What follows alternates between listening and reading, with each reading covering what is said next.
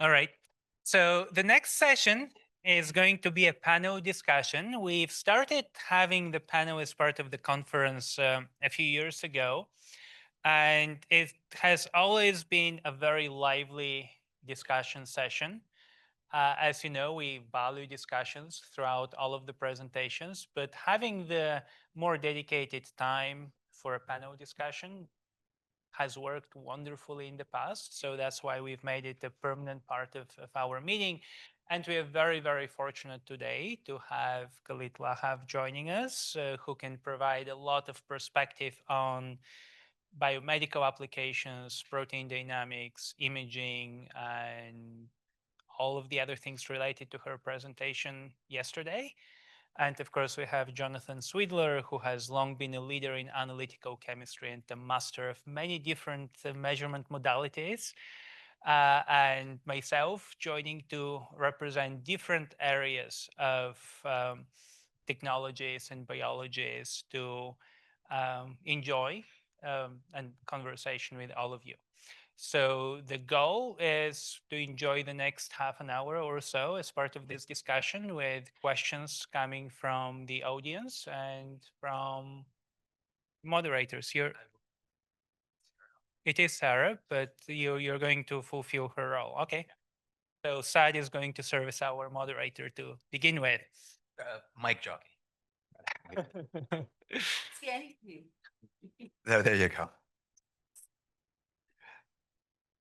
Oh, here, can I start with a question to the audience? Please. So when I started in the field of single cell analysis, I was using capoelectrophoresis, and the center of capoelectrophoresis was at Northeastern by Barry Carter. And it was when we were doing sequencing, that was the biggest area. I was doing single cells in a little corner. But the reason I'm bringing that up is every year Barry Carter made capoelectrophoresis better with higher precision, higher accuracy, higher read lengths. And this resulted in the ABI sequencing.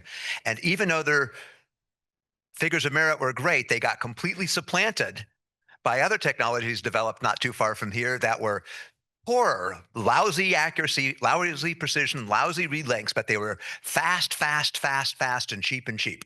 So now I'm going to ask, in the area of single cell analysis, everybody talks about more proteins, more IDs, higher precision, and that's great. And I really love the 30-second runs and things, but is there a need for poorer quality data, but hundreds of thousands of cells? When do we do the trade-off? Because I sort of look at this field a little bit like the ABI and other sequencing, and there's an interesting dynamic. Analytical chemists want better data, and yet sometimes cheaper and faster data is good. Go ahead.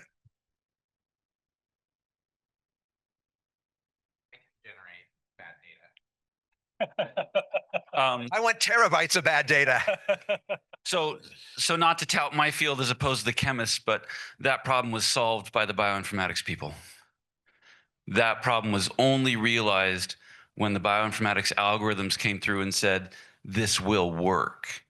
If you had just dumped truckloads of crappy data on people with no algorithms, it wouldn't have done anything. Well, actually, crappy data probably wouldn't work. It still had to be valid. But the error values and the read lengths and all of the Burroughs-Wheeler's transforms that make all this possible, all that comes from really integrated multidisciplinary teams.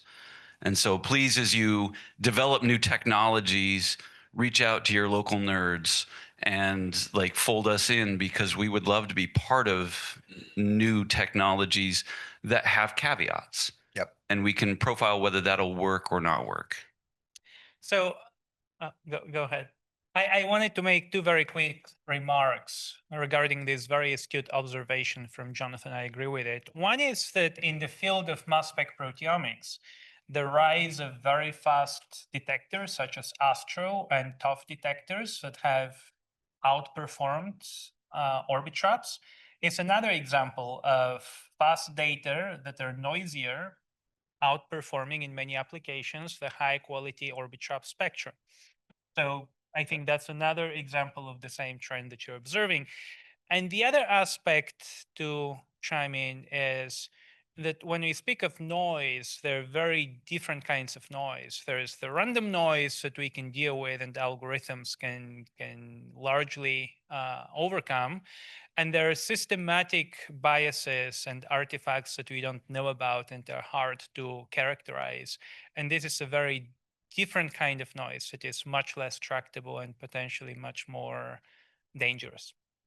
Galit? Yeah, I would bring another point. I would bring another point, which is sensitivity. My worry is that if the technology is not accurate, sensitive enough, then you won't detect things that are lowly expressed, and then any fancy analysis won't be able to fix that. And in some cases, I'm obsessed with those lowly expressed proteins that matter a ton.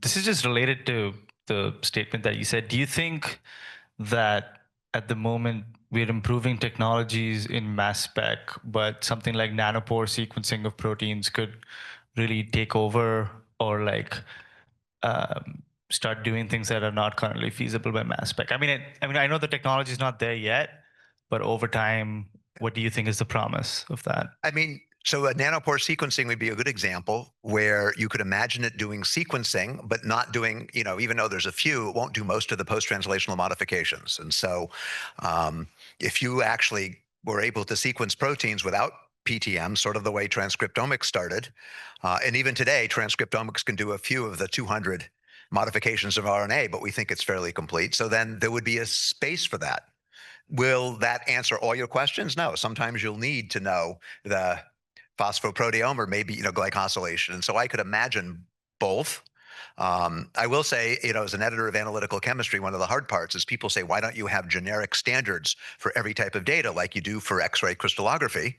And the problem is if you come up with standards and say, I will not publish a protein sequence unless you meet them, nanopore sequencing will probably have a completely different set of requirements. And so I don't ever want to set up a set of standards that prevents a new technology from being published. And so if you're using a standard technology, yes, if you come up with something crazy, then please publish it with us and we'll deal with that later. And I don't know where it will fit, but I imagine that protein sequencing through nanopores will become an established technology. Whether it's 3 years or 10 years, we'll see. So I have two comments regarding the feasibility of the various single molecule approaches.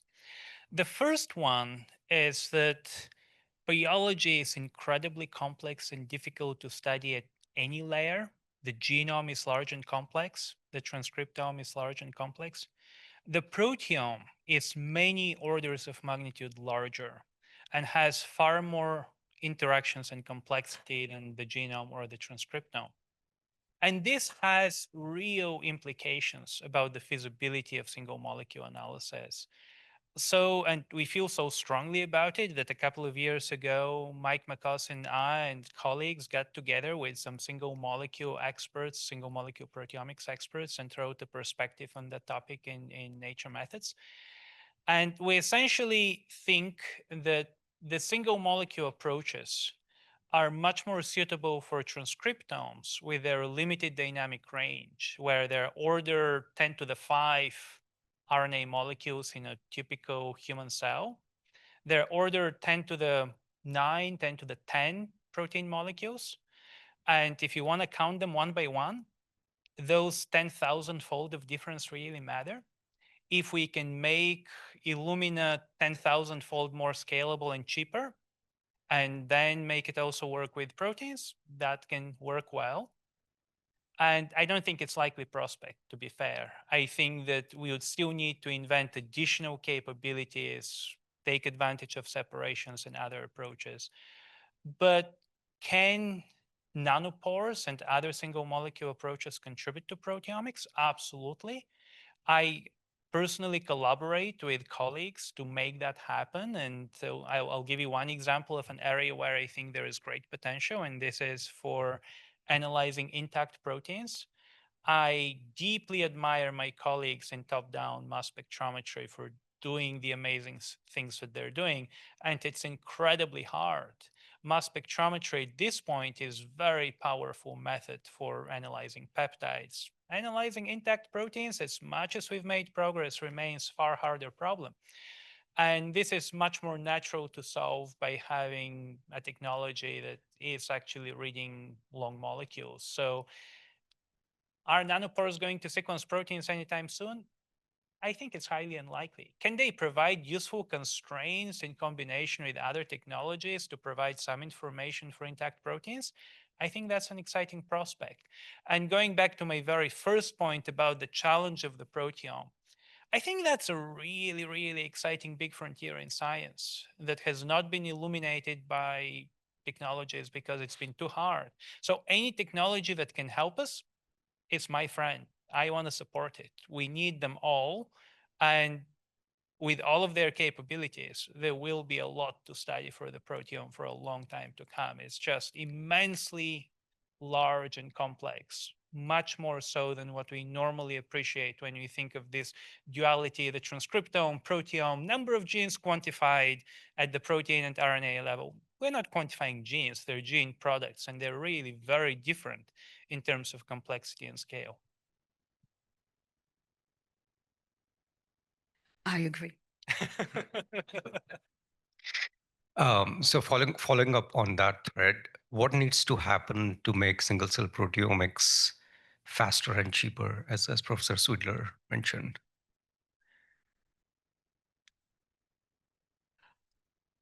Give him $100 million. Thank you, Jonathan. Deeply appreciate it. To make it 200. Well, then I guess. But I think that is happening. So we are seeing, we had this conversation at dinner last night with many colleagues who have followed the conferences, and there are two perspectives.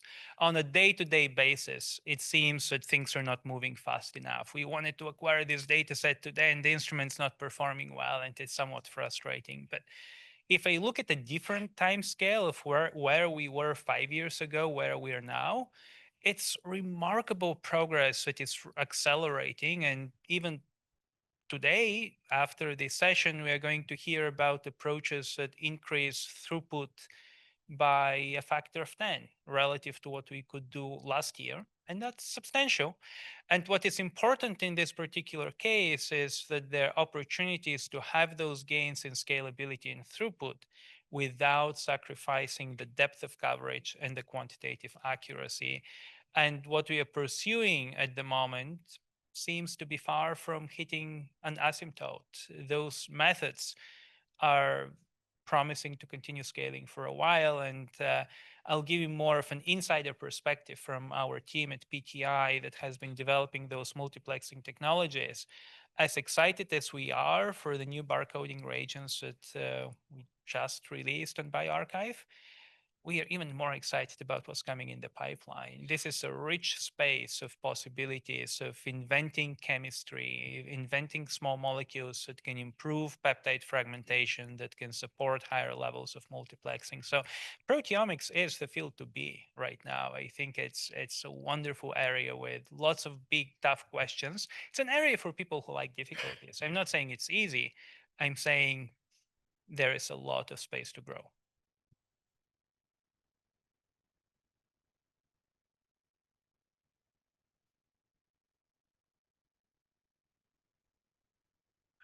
So I've seen a lot of applications of single cell proteomics so far, but so I'm surprised that so nobody is actually doing a single cell proteomics in the PROTACs research.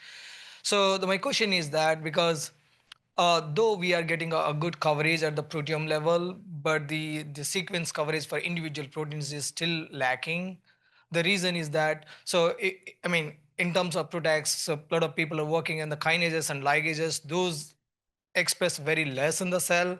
But if you just want to look those ligases or kinases on the single cell level, and if you're hardly identifying some of these proteins with a single peptide sequence, how reliable is the data and compared to the bulk proteome? And what are the, like, I mean, I'm very new to the single cell field. I'm just curious, is there anyone in the field actually working in this direction to improve the like the single cell method to apply for this PROTACs research? The short answer is absolutely. we are making a lot of progress on all of these fronts. We are increasing the fraction of sequence for which we detect peptides. We are counting millions of peptide copies from a single cell, which is far more than what you can count with RNA sequencing, just because there are many more proteins, really. But that actually has real consequences in terms of quantification, because if we are counting hundreds and thousands of copies per peptide rather than 0, 1, 2, 3, as it's oftentimes with sequencing, that means we can have much better quantification. And one of the sections that Andrew left out from his presentation yesterday that we are all very excited about is if you look at the reliability of computing and interpreting pairwise correlations between proteins among cells from the same cell type, we see this as being feasible and giving good quantitative data that is interpretable. We try to do the same for the RNA templates for those same proteins, and we see a lot of zeros and correlations that we don't even want to consider any further, because the data are not as reliable as what we are able to obtain from single cell proteomes. I have a question back to Patrick was raising his hand. Maybe if we can bring a microphone to him. so my apologies first. And my question goes back to throughput of single cell. I wonder, as we heard yesterday from Professor Kelly, that now we can potentially operate with 1-minute gradients.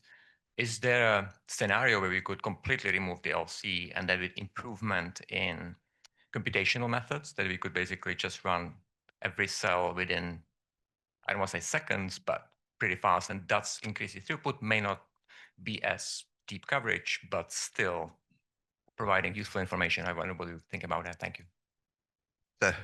Good question. I think the issue, though, is if you remove the separation, then the dynamic range, in essence, per cell will go down, and you might lose lower levels. Obviously, you'll see later on today, I do neuropeptides in individual cells where the individual peptide, not the others, are important, and I can do those at 1 second a cell with MALDI or faster, depending on how you want to focus the laser and how fast you want to go. And so you can do that, but the coverage goes down.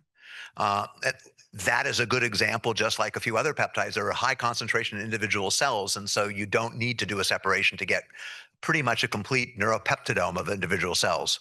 And you can do tens to hundreds of thousands of cells that way. Those are gene products, I guess you could call them proteins that are cleaved. So there are cases that you can do that. In some cases, it wouldn't work. There's a gentleman in the audience sitting at the back by the name of Jesse Myers who has actually done this with bulk samples. Yep. Without using liquid phase separation. And this has its advantages in terms of speed. It also has substantial trade-offs in terms of sensitivity, dynamic range, coverage, and all of that.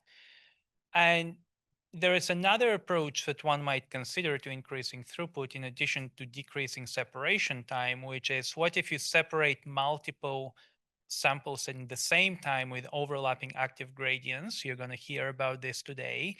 What if you barcode a large number of samples together as part of the same run and analyze them so that you can use very high performance separation? You can have a run that is taking 20, 30 minutes, but if you're analyzing hundreds of single cells at the same time, that actually gets you to a higher throughput than no separation at all. Of course, the nanodesi approaches and others don't really, at some level, there's not a separation, and yet you get a lot of it. So it depends on the information you're after. If you think of the Nature Biotechnology paper that the Kelleher group just did at single cells, that certainly did not have a separation and could. When you looked at enough cells, since the detection was stochastic, actually started to get a pretty good proteoform coverage of enough cells. And so it depends on how you frame the question and what information you're after. Yeah, so this is Patrick from TGen. So we were a pretty new player to the single cell proteomics field, but we really realized that there's so much work that needs to be done at the computational side. Downstream analysis, we're dealing with ultra sparse data. A little shout out to Andrew and Luke and others. They all developed their own pipelines for doing data analysis, and I think this is wonderful.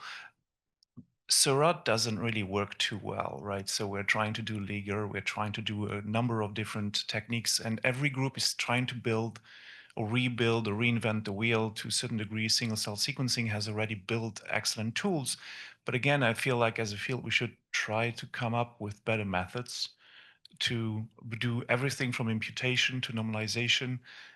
Sam is going to present some work here today about that, but I think we need to think about that. That's where a lot of the downstream analysis is just not figured out yet, and I hope that you can comment on that.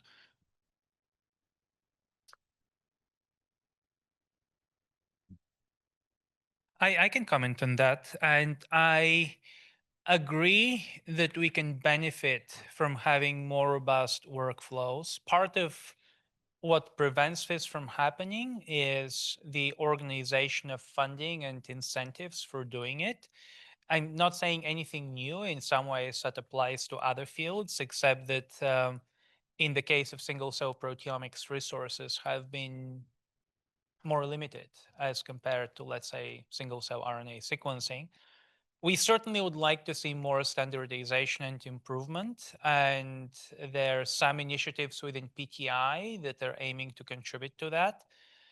I think what you're doing at the moment, Patrick, of raising awareness and making the case for it is helpful. It doesn't solve the problem, but I think pointing out that we need to invest in that direction and then thinking of ways of how we can do it and potentially having industry partners in the long term contribute in some ways in developing those workflows and then find a way to commercialize them and recoup that investment from for-profit companies that are using them. I think what really needs to happen for a sustainable development in that direction is to figure out what is the business model or what is the resource support framework that we can use to develop this in nonprofit environment. And I agree with you. It is something that needs more time and resources. I'm curious for a second, just for listening to those questions. How many in the audience right now view themselves as focused on technology development, whether the experimental or computational? Like, raise a hand. Okay. And how many view themselves as technology users, like asking biological question with existing technology?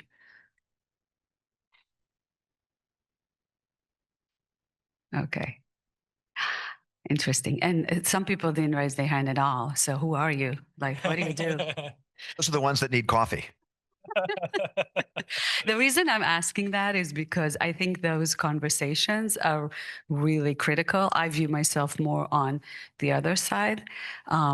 We do not develop the technology, right? We use it. We say, this is what we want to ask biologically. We're missing a technology. And then we look for collaborations or industry or academia who can help us get there.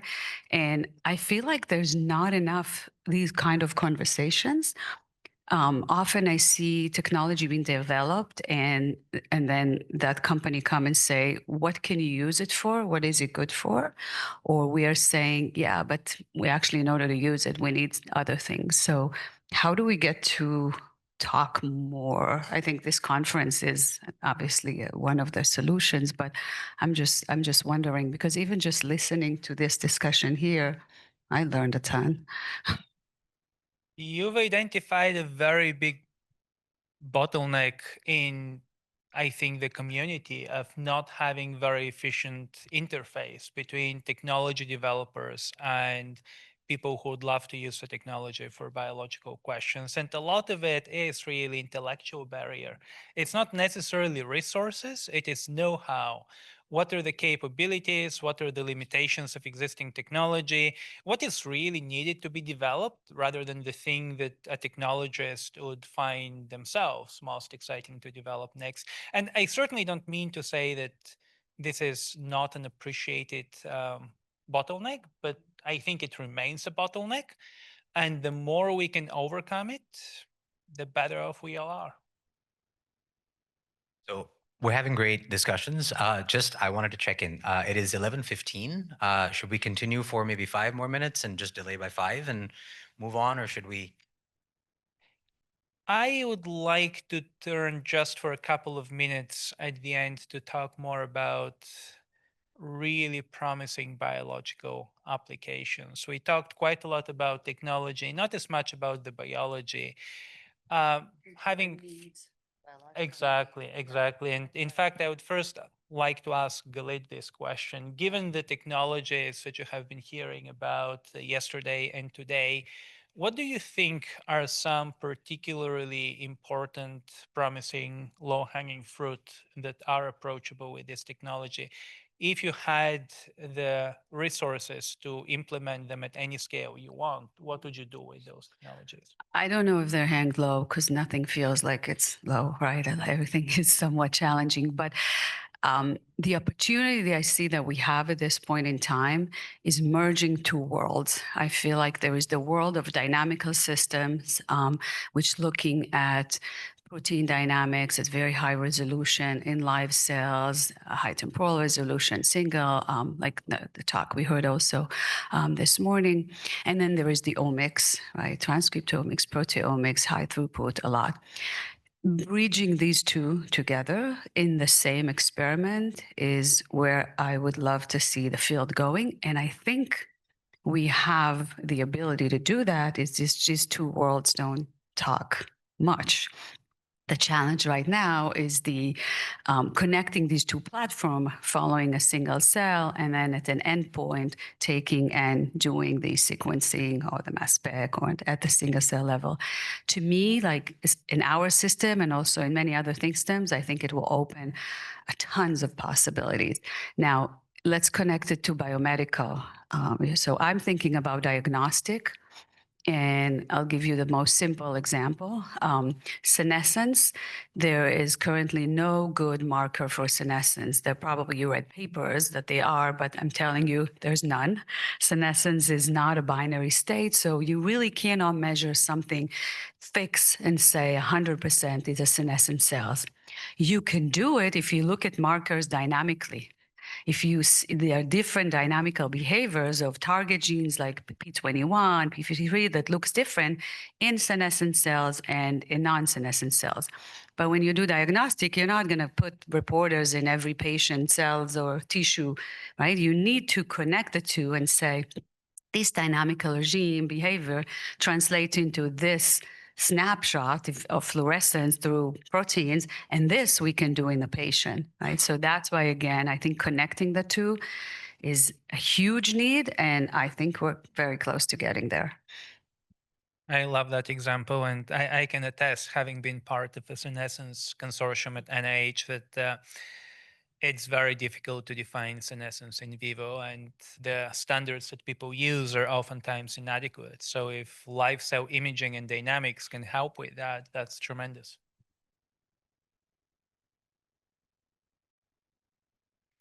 Andrew has been raising his hand for a while. Okay, so then last question. Just really quickly, I was curious what you think, Galit, for those dynamics that you're measuring in P53.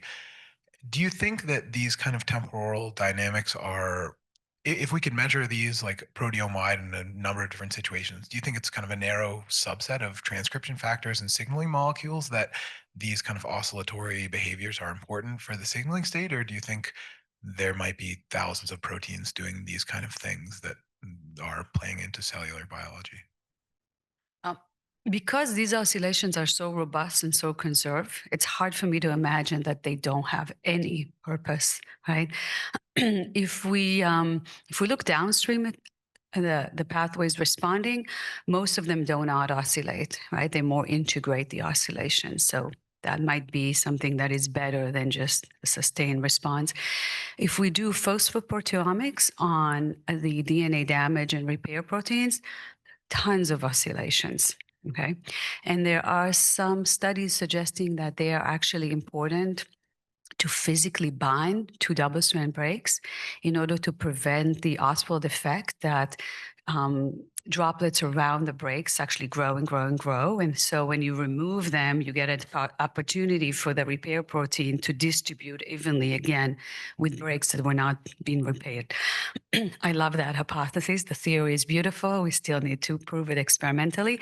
So it's possible that P53's oscillations are like an epiphenomena of the other upstream regulators that are oscillating. So it's a very challenging question, but super interesting. Wonderful. I think we can continue having this discussion for a long time and enjoying it, but it's also getting time for our next session. So unless we have a burning question or something else to say, I suggest we transition to the next presentation.